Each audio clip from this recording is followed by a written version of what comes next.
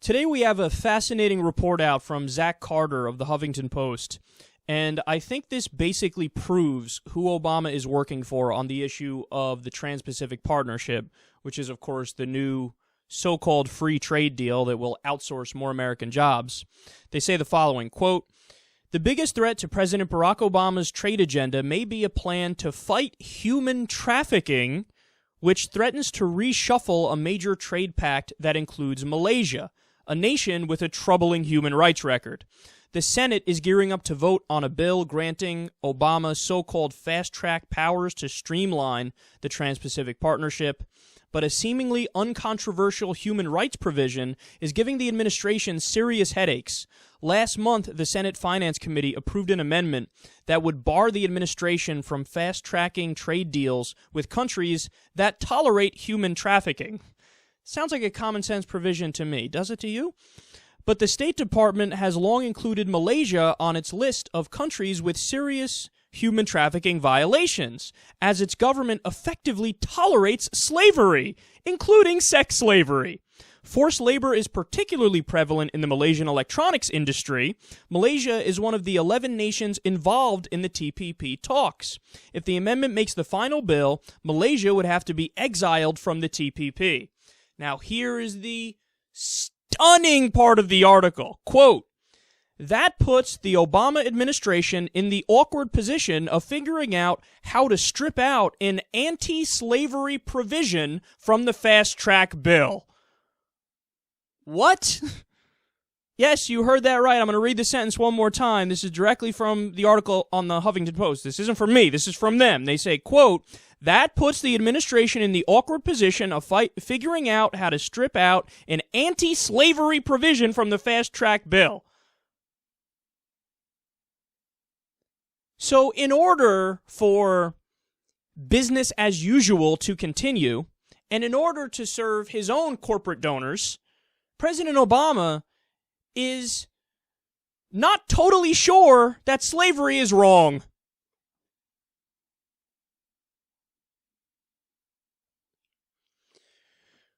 You know, anybody who's been following the real ins and outs of the Trans-Pacific Partnership all this time, you might actually not be surprised about this.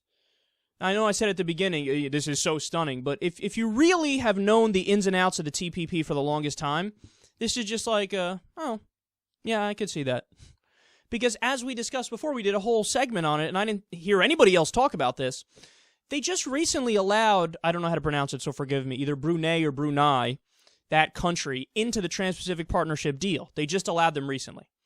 Okay, there were articles from about a year ago which spoke about how that country just officially implemented Sharia law as their official system. So we have a government that looked at a country that just implemented Sharia law, and they go, that can be our business partner. We can work with them, no problem. But wait, you guys said that one of the main reasons you're fighting in Afghanistan is that the Taliban can't take over more territory because the Taliban implements Sharia law. No, we can't allow that. Freedom and democracy is what we're about.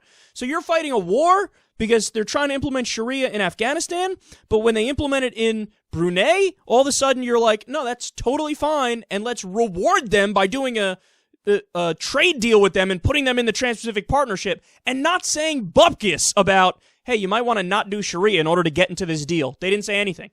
They're totally fine with it. There's whatever. So in order to continue business as usual, and in order for the corporatocracy to continue to flourish all over the world, they're willing to tolerate Sharia law and slavery. Slavery! It's so beyond gone. And what I mean by that is an efficient, good, functioning democracy and political system. It's just, it's nowhere to be seen. Poof. This is a debate that they're having, and they're casually writing articles about it. Like, and the Obama administration is off-put by an anti-slavery provision. Time to take a moral fucking stand, man. And look, the argument coming from the Obama administration goes a little something like this. But if America gets involved in this, then maybe we can limit just how bad the slavery in Malaysia is. Or you can say, no slavery at all, and then maybe we'll consider going to your country. So clean your act up, and then maybe we'll consider going in there. Or you could take the approach I would take, which is, I want to have nothing to do with your shitty fucking country because you actually have slavery going on right now. How about that one? And how about saying the same thing to Brunei? Oh, you guys are doing Sharia. That's nice. Take a fucking hike. We're not doing a trade deal with you. Fuck off. Look at what you're doing. Look how you're treating your people. Get your shit together, then maybe we'll consider it. These are the liberal Democrats, the so-called liberal Democrats in America. These are the progressives. The progressive administration is like, slavery or not? What should we do with this provision involving slavery? Just let it slide, whatever, man. Let's argue on behalf of Malaysia to keep them in the deal. Make no mistake about it, man. In America, you have the Republicans. They're a political party that's 100% sold out to corporations and the rich. And to put sprinkles on top of that, they're in favor of a Christian theocracy. So they're backwards on social issues and totally backwards on economic issues. They're wrong about everything. And the Democrats, you have the Democrats who are somewhat reasonable on social issues. That's one of the bones that they throw to the American public. Here, boy, good boy. Oh, here, you want some gay marriage? Oh, now shut the fuck up about everything else. So they're somewhat reasonable on social issues. Once in a blue moon, they throw a bone on economic issues. But by and large, 80% of the time, the Democratic Party is totally sold out to corporations as well. I mean, look at Bill Clinton with NAFTA, for example. Same thing. So-called free trade deal. Helped destroy the American middle class. Got rid of so many factory jobs. All the so-called free trade deals from all the administrations, Democratic and Republican. They just sell out the American middle class. And then they expect us to, like, oh, why don't you pick between our two parties again? Why would I want to pick? Fuck both you guys. You're both fucking terrible. Look at what you're doing. You're supposed to be a progressive administration, and you're like, we got to find a way to get rid of that anti-slavery provision because we want to do business with the country that does slavery. Where's your moral fucking backbone? Here's what's for damn sure, man.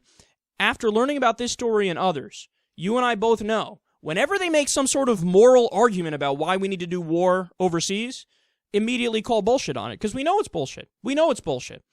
I mean, if you're so concerned about, we care about freedom and democracy, that's why we fight. We want to keep the world free. Really? So why is Saudi Arabia one of our top allies? They just beheaded their 79th person this year yesterday for doing drugs. They also have a Sharia system set up. So what are you talking about? We believe in freedom and democracy. That's why we fight overseas. No, you don't.